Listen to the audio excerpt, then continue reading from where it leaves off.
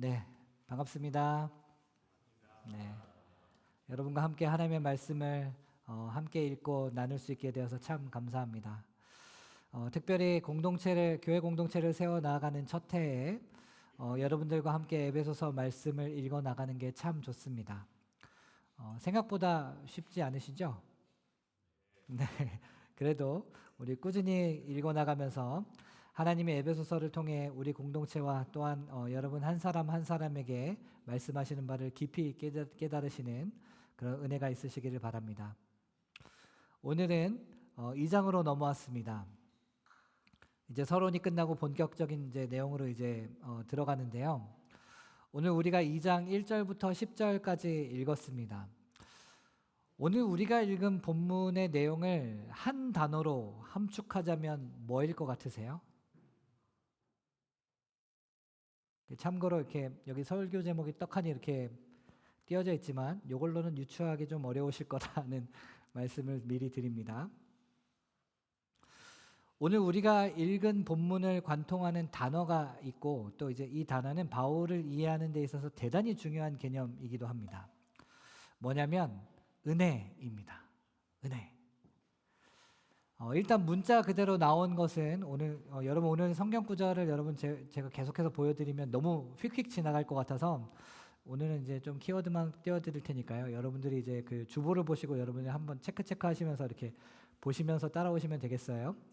이제 보시면 5절에 너희는 은혜로 구원을 받은 것이라라고 하는 점에서 은혜가 나옵니다. 그렇죠? 그리고 7절에 그 은혜의 지극히 풍성함에서 또 나오고요.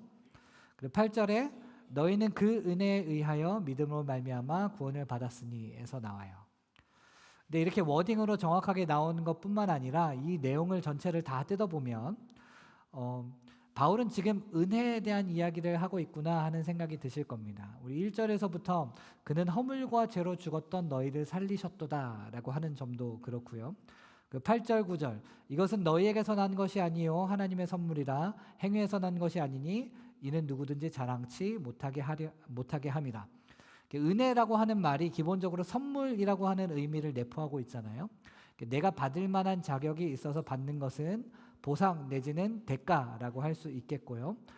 은혜라고 하는 것은 받을 만한 자격이 없는데도 주어지는 것이니까 오늘 본문은 아주 진하게 은혜에 대한 이야기를 하고 있다라고 우리가 볼 수 있습니다. 은혜라는 말을 우리는 꽤 자주 사용합니다. 한편으로는 이제 교회 안에서 너무 광범위하게 남발되는 부분도 없지 않아요. 예를 들어서 뭐 은혜 많이 받으세요라거나 라는 말이나 아니면 찬양이 너무 은혜로웠어요라는 이런 표현들이요.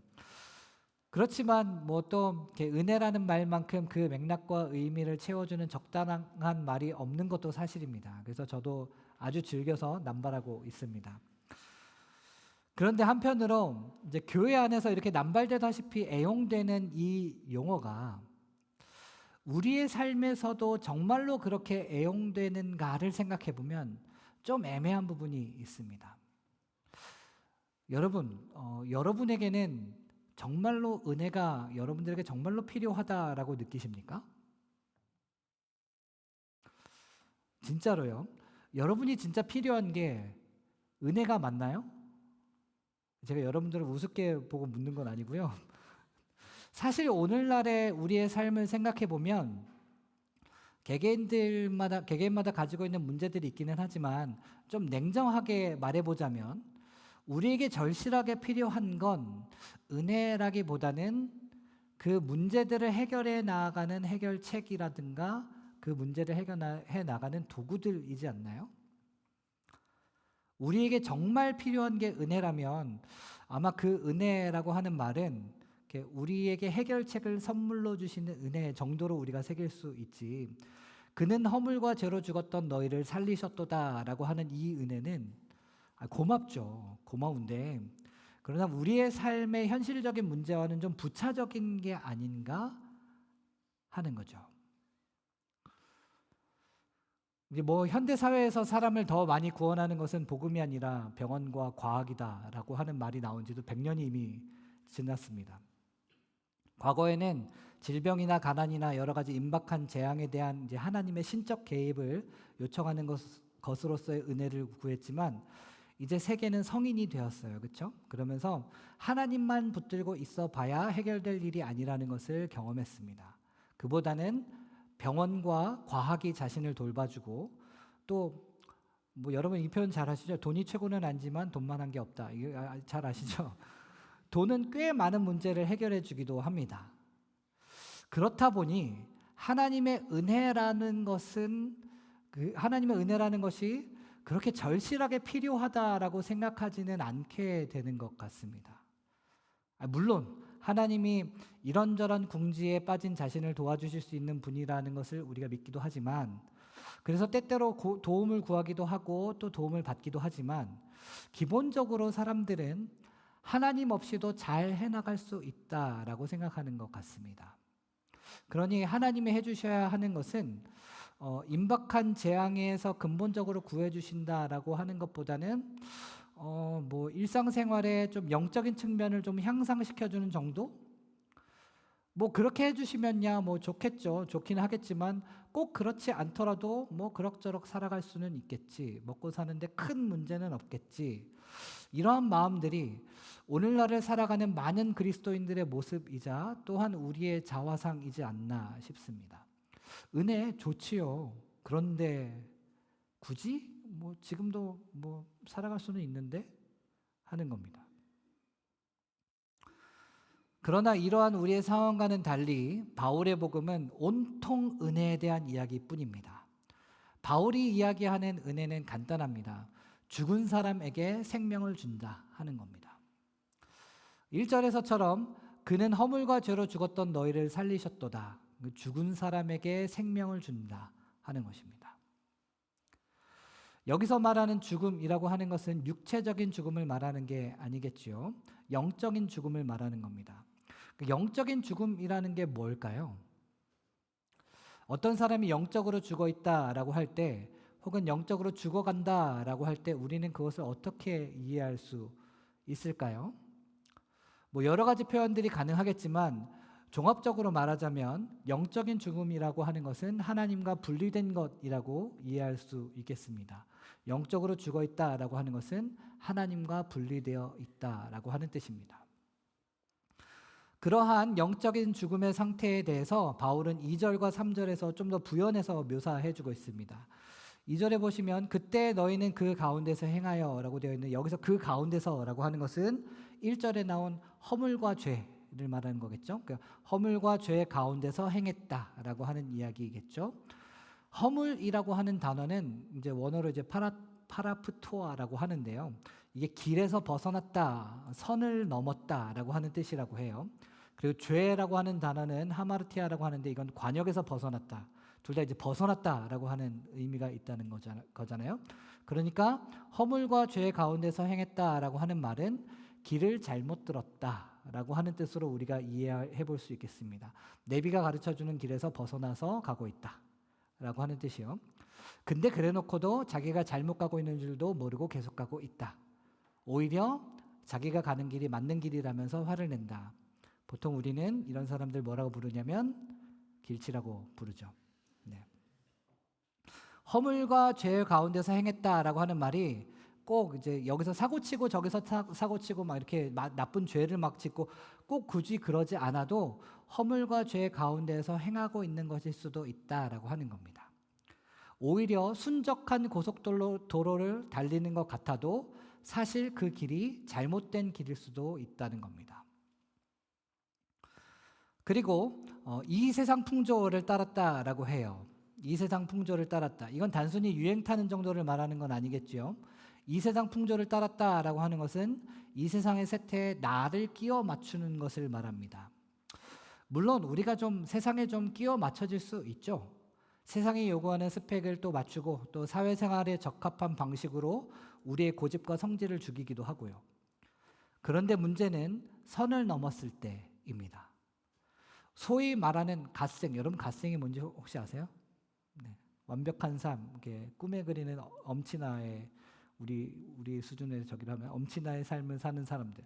갓생을 사는 것은 한편으로 우리에게 동기부여가 될 수 있지만 갓생을 살지 못하는 나 자신에 대한 실망감과 초라함이 생기게 됩니다. 우리 모두 오은영 선생님 같은 좋은 양육자여야 할 것 같지만 그러기 쉽지 않다는 거 여러분 잘 알고 계시죠? 왜 나는 이게 잘 안 되는지, 부모 자격이 있기는 한 건지, 이 세상 풍조에 너무 깊숙이 매몰되어 있다 보면 나를 잃어버리는 선을 넘어갈 때가 있습니다. 내가 누구인지, 내 존재 가치가 무엇인지, 내가 이러고 있는 게 맞는 건지, 나 같은 게 왜 이 세상에 존재하는지 모르겠고 이번 생은 망했다, 이 생망 하면서 그런 생각도 들면서 나를 잃어버리게 된다라고 하는 겁니다. 내 자리가 어딘지, 이 자리가 나에게 맞는 자리인지. 그러니까 허물과 죄 가운데서 행하여 이 세상 풍조를 따랐다라고 하는 것은 이 길을 잘못 들어서 가다 보니 여기가 누군지, 내가 누군지도 잃어버리게 된다. 영적인 죽음이라고 하는 것은 길도 잃고 나도 잃는 것이다. 하나님과 분리된다는 것은 길도 잃고 나도 잃는 것이다 라고 하는 뜻입니다. 그리고 이어서 공중의 권세 잡은 자, 즉 불순종의 영을 따랐다라고 하는데요. 여기서 공중의 권세 잡은 자라고 하는 표현은 유대인들이 마귀를 표현하는 문학적인 방식이에요. 유대인들은 우주를 3층으로 이루어졌다라고 생각해서 1층 땅에는 사람이 살고 2층 공중에는 마귀가 살고 3층 천국은 하나님이 살고, 그래서 이제 3층 천 뭐 이렇게 이런 표현들이 있는 거거든요. 아무튼 이런 식의 인식이 있었거든요. 그러니까 공중의 권세 잡은 자를 따랐다라고 하는 것은 이 영적인 죽음, 그러니까 하나님과 분리된다라고 하는 말의 뜻이 뭐냐? 길도 잃고 나도 잃는 것에 더해서 주인도 잃는다. 주인도 못 알아보고 우리의 영혼의 고향이 어디인지도 잃는다라고 하는 것입니다. 그리고 3절로 넘어와서 전에는 우리도 해서 여기서 주어가 바뀌죠. 2절에서는 너희였는데 3절에서 와서는 이제 우리로 바뀌었어요. 여기서 너희라고 하는 것은 이방 출신이 많은 에베소 교회 성도들이고, 우리라고 하는 것은 바울을 포함한 유대 출신 그리스도인인데, 요거에 대해서는 저희가 다음번에 다시 다뤄보기로 하고요. 아무튼 우리도 다 그 가운데서라고 하는 것은 여전히 아까 전처럼 허물과 죄 가운데서라는 말이겠죠. 우리 육체의 욕심을 따라 지내며 육체와 마음에 원하는 것을 하여. 이건 뭔가 일단 부정적인 뉘앙스로 쓰여 있긴 하지만 가만 보면 나를 사랑하고 나를 존중하고 나를 챙기고 좀 힐링하고 그런 느낌 좀 여러분 좀 느껴지십니까? 네, 육체와 마음에 원하는 것을 하여. 얼마나 좋겠어요, 그렇죠? 네. 나를 잃어버리는 것 같아서 나를 좀 챙겨보려고 하는데, 이게 길을 잘못 든 상황에서는 나를 열심히 챙겨봐야 오히려 나를 잃어버리게 된다. 길을 잃어버린 상황, 하나님과 분리된 상황에서 나를 열심히 찾아봐야 나를 잃어버리고 또 길도 잃어버리고 주인도 잃어버리고 절망의 심연에 빠지게 된다라고 하는 것입니다. 그러면 이것에 대한 해결책이 뭐냐? 우리는 어떻게 해야 잃어버린 길도 찾고 잃어버린 나도 찾고 잃어버린 주인도 찾을 수 있느냐? 바울의 대답은 해결책이 너한테 있겠냐 하는 것입니다. 우리가 뭔가를 한다고 해서 되는 게 아니다. 4절 긍휼이 풍성하신 하나님이 무언가를 하시는 거다. 너네가 무언가를 하는 것이 아니라 하나님이 무언가를 하시는 것이다. 무엇을 하셨냐? 큰 사랑을 하셔서 그리스도와 함께 우리를 살리시고 그리스도와 함께 일으키시고 그리스도와 함께 하늘에 앉히신다. 우리가 무언가를 할 수 있는 게 아니다. 하나님이 하시는 것이다. 우리가 무언가를 하는 것이라면 그것은 우리가 한 일에 대한 정당한 대가요, 보상으로서 구원을 받는 것인데, 긍휼이 풍성한 하나님이 하시는 것이고 이것은 우리의 조건과는 상관없이 주오시는 것이니 5절 너희는 은혜로 구원을 받은 것이다 라는 표현, 그리고 또 8절 너희는 그 은혜에 의하여 믿음으로 말미암아 구원을 받았으니 이것은 너희에게서 난 것이 아니요 하나님의 선물이라. 9절 행위에서 난 것이 아니니 이는 누구든지 자랑하지 못하게 함이라. 그러니까 길도 잃고 나도 잃고 주인도 잃은 상황, 영적으로 죽은 상황, 하나님과 분리된 상황에서 우리가 무엇을 해야 하느냐? 바울의 대답은 해결책이 너한테 있겠냐? 하나님이 하시는 거다. 너가 조금 더 예쁜 짓을 하면 길을 찾게 되는 게 아니고, 너가 조금이라도 하나님의 눈 밖에 나게 되면 길을 못 찾게 되는 게 아니라, 하나님이 긍휼이 풍성하신 분이시기에, 하나님이 사랑이 풍성하신 분이시기에, 우리가 길을 얼마나 잃었든지, 우리가 얼마나 나 자신을 잃었든지, 우리가 얼마나 우리의 영혼의 고향과 주인을 잃었든지 묻지 않으시고 덮어두고 구원해 주셨다 하는 것입니다. 근데 여기서 우리가 좀 믿어야 되는 것도 좀 있지 않을까 싶으실 수 있겠습니다. 8절에 이런 게 있거든요. 이런 말씀이 있어요. 너희는 그 은혜에 의하여 믿음으로 말미암아 구원을 받았으니라고 되어 있으니까요. By grace 그리고 through faith입니다. 그러니까 믿음이 없으면 어쨌든간 결국에 구원을 못 받는 거 아닌가라고 생각하기 쉬운데요. 하나님의 구원이라고 하는 것이 마치 물에 빠진 사람에게 손을 뻗어서 내미는 것이 이제 은혜라고 한다면, 또 그 손을 붙잡는 것, 빠진 사람이 그 손을 붙잡는 것을 이제 믿음이라고 해보죠. 그러면 손을 뻗어 내미는 은혜는 하나님 편에서 하시는 일이에요, 그렇죠? 그리고 그 손을 잡는 믿음은 우리 편에서 하는 일인 거예요. 그리고 또 그 손을 잡아야 구조가 되는 거니까요.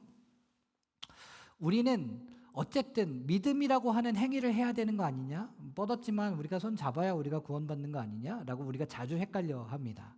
그런데 이건 인과관계를 헷갈리는 겁니다.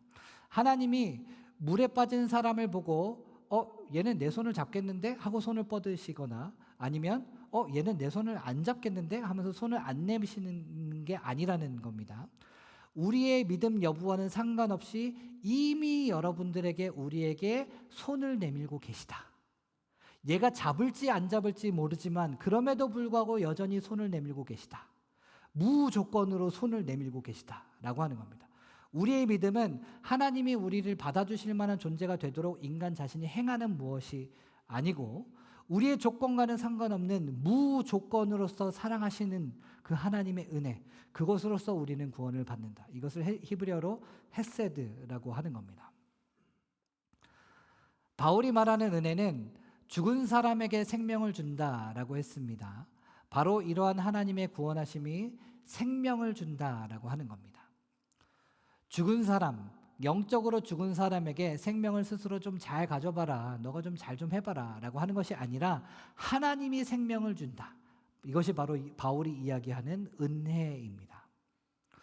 그렇다면 영적으로 죽었다라고 하는 것은 하나님과 분리되었다라고 했으니까, 그 반대인 생명을 준다라고 하는 말은 하나님과 연결된다라고 하는 뜻이겠죠. 그리고 하나님과 연결되니까 우리가 길을 잘못 들었다라고 하는 것을 깨닫고 옳은 길을 찾아 나서게 되며, 또 세상 풍조에 따르느라 잃어버린 나를 찾아 나서는데, 마냥 나의 육체와 마음에 원하는 것을 충족시켜주는 방법으로 나를 찾는 것이 아니라 나를 창조하신 하나님 안에서 나를 찾고 나를 발견하는 것, 이것이 바로 죽은 사람에게 생명을 준다라고 하는 말의 의미입니다. 그리하여 드디어 설교 제목인 이제 10절, 우리는 그가 만드신 바다 바라라고 하는 구절에 도착합니다. 만드신 바라는 표현은 원어로 포이에마라고 하는데요. 여기 이거랑 비슷한 단어가 있습니다. 여기서 파생된 단어가 포엠, 시를 말합니다. 포이에마라는 말에서 포엠이라는 말이 나왔다는 겁니다. 그러니까 여기서 만들다라고 하는 것은 그냥 대충 흙을 이겨서 차릉놀이 하듯 그냥 대충 만들었다라고 하는 게 아니라 하나하나의 예술 작품으로 만드셨다는 겁니다. 시인이 시를 쓰는 것처럼요. 시인은 시에 쓸 한 단어를 위해서 만 단어를 생각하고 고른다라고 합니다. 하나님이 여러분 한 사람 한 사람을 만들 때 그렇게 만드셨다는 겁니다. 우리는 기껏해야 세상 풍조에 어떻게 하면 나를 잘 끼워 맞출 수 있을까? 그래서 나를 얼만큼 잘 팔 수 있을까에 대한 고민이 많이 있습니다. 그러다가 좀 어려운 일이 생기면 왜 나는 세상 풍조에 잘 맞지 않는 걸까? 그 정도를 고민할 뿐이지만, 하나님은 여러 번 한 사람 한 사람을 공들여서 만드셨다는 겁니다. 당연히 우리는 모든 방면에서 다 뛰어날 수는 없습니다.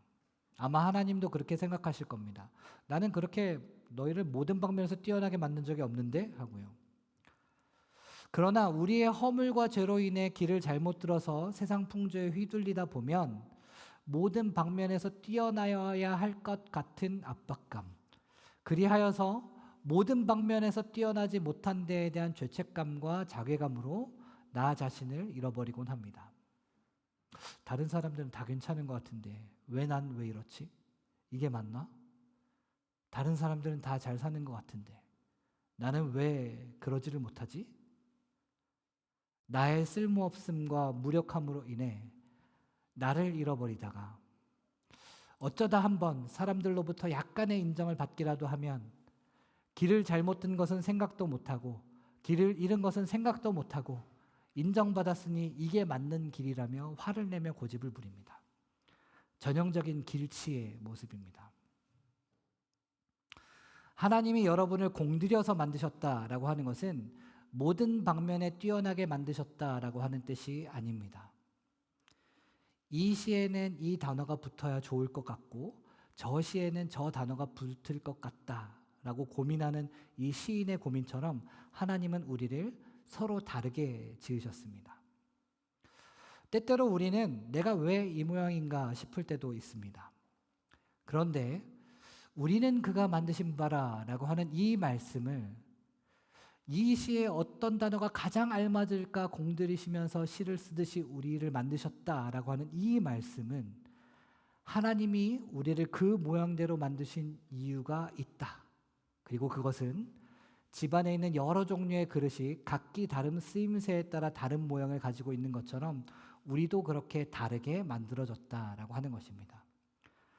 각각의 쓰임새에 맞는 모양으로 우리는 공들여서 만들어졌다라고 하는 것입니다. 이러한 쓰임새를 10절에서는 선한 일이라고 표현했습니다. 그리스도 예수 안에서 선한 일을 위하여 지으심을 받았다라고 하는 것이죠. 이 선한 일이라고 하는 것은 단순히 도덕적으로 착한 일만을 의미하는 것은 아닐 겁니다. 이것은 1절에서 언급된 허물과 죄라는 것과 논리적으로 대조됩니다. 죽음의 원인으로서의 허물과 죄, 그리고 생명의 목적으로서의 선한 일. 그러니까 허물과 죄라는 것이 하나님과 하나님과 분리됨의 의미라고 했으니까 선한 일이라고 하는 것은 하나님과 연결되는 것. 그리하여서 우리가 길을 잘못 들었다는 것을 깨닫고 길을 다시 찾아 나서는 것. 그 와중에 잃어버렸던 나를 세상 풍조 속에서 찾는 것이 아니라 창조의 하나님 안에서 찾는 것. 그리하여서 7절에 나온 대로 그 은혜의 지극히 풍성함을 오는 여러 세대에 나타내는 것이 바로 하나님이 우리를 공들여 창조하신 쓰임새입니다. 죽은 사람에게 생명을 주는 이 사역에 동참하게 하시는 일, 그것이 바로 우리가 우리의 모습대로 지어진 쓰임새입니다. 잘 아시다시피 아무리 값비싼 그릇이라도 깨끗하지 않은 그릇은 쓸 수 없습니다. 깨끗해야 주인이 그릇을 쓰임새에 맞게 사용할 수 있습니다. 주인이 필요한 쓰임새가 있는데 그 쓰임새에 맞는 그 그릇이 깨끗하게 준비되어 있지 않다면 주인은 그 그릇을 사용할 수 없습니다. 사랑하는 교회 여러분, 어쩌면 우리에게 은혜라고 하는 것은 복잡한 현실의 문제에 비하면 부차적인 것으로 생각될 수 있습니다. 한 주 열심히 살다 보면 잊혀질 수 있는 것이고 굳이 은혜가 없더라도 우리는 그럭저럭 병원과 과학과 경제력의 도움을 받아서 어렵지 않게 살아갈 수도 있겠습니다. 그런데 여러분, 그렇게 살아가는 우리는 혹시 길을 잃어버린 것은 아닐까요? 길을 잘못 들었는데 아직까지 우리가 길을 잘못 들었다라고 하는 인식도 없이 그저 잘 가고 있다고, 맞는 길을 가고 있는 거라고 스스로를 확신하고 스스로를 다그치고 스스로를 몰아세우다가 나를 잃어버리고 우리의 주인을 잃어버리고 있는 것은 아닐까요? 그래야 해서 점점 더 하나님과 분리되어 가는 것은 아닐까요? 우리를 공들여 만드신 하나님은 여전히 은혜의 자리에서 우리에게 손을 내밀고 계십니다. 길을 잃고 나를 잃고 주인을 잃은 우리에게 생명을 주시기 위하여 계속해서 손을 내밀고 계십니다. 그리고 여러분 한 사람 한 사람을 공들여 만드신 그 창조의 하나님 안에서 길을 발견하고 자신을 발견하고 주인을 발견하라 라고 말씀하고 계십니다. 오늘 이 시간 여러분 한 사람 한 사람을 부르시는 그 하나님의 음성을 듣기를 바랍니다. 우리가 가는 길이 정말 맞는 길인지 되돌아보고, 혹시 우리가 이렇게 은혜 없이 살아도 되는 우리가 정말 제대로 된 길을 가고 있는지 우리 자신을 돌아보고 하나님께 돌아가는 저와 여러분들 되시기를 진심으로 축복합니다. 함께 찬양하겠습니다.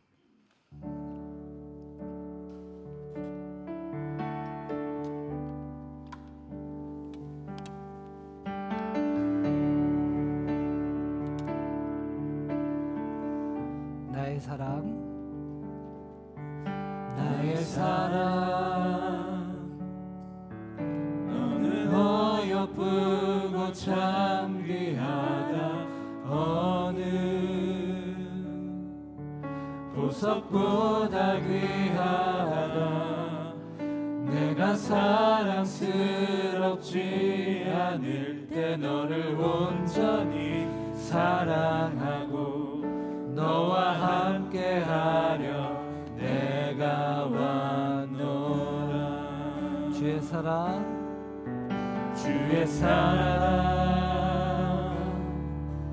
이 사랑은 결코 변치 않아. 모든 계절 돌보시는 푸른 마르고 꽃은 시들다. 주의 말씀은 신실해 실수가 없으신 주만 바라라. 주님의 나라, 주님의 나라와 뜻이 나의 삶 속에 임하시며 주님 알기를 주만 보기를 소망해.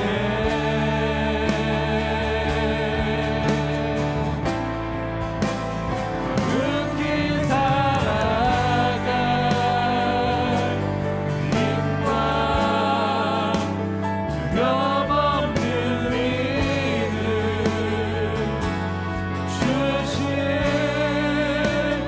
나의 하나님, 완전한 사랑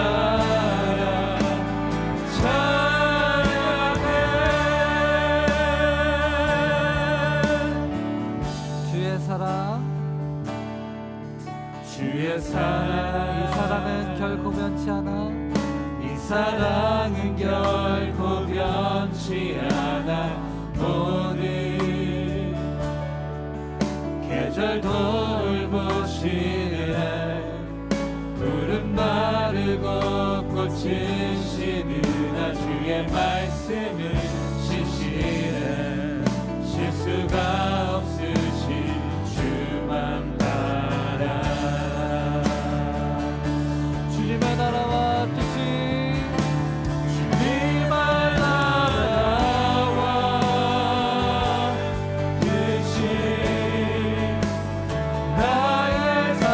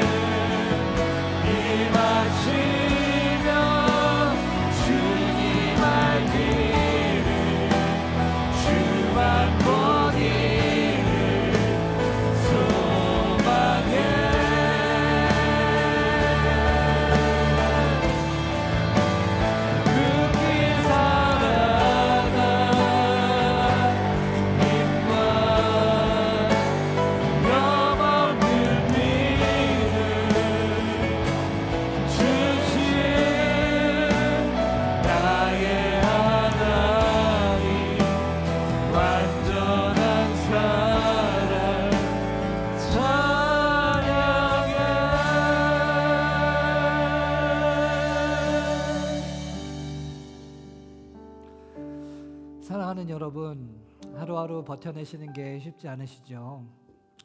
버텨내는 것도 벅찬데 지금 우리가 걷는 길이 잘 가고 있는 것인지, 혹시 우리는 길을 잃었는데도 그조차도 알지 못하고 그냥 하루하루 가고만 있는 것은 아닌지, 그 와중에 나는 나를 잃어버리고 살고 있는 것은 아닌지, 나는 우리의 진정한 주인을 잃어버리고 살아가고 있는 것은 아닌지 두렵습니다.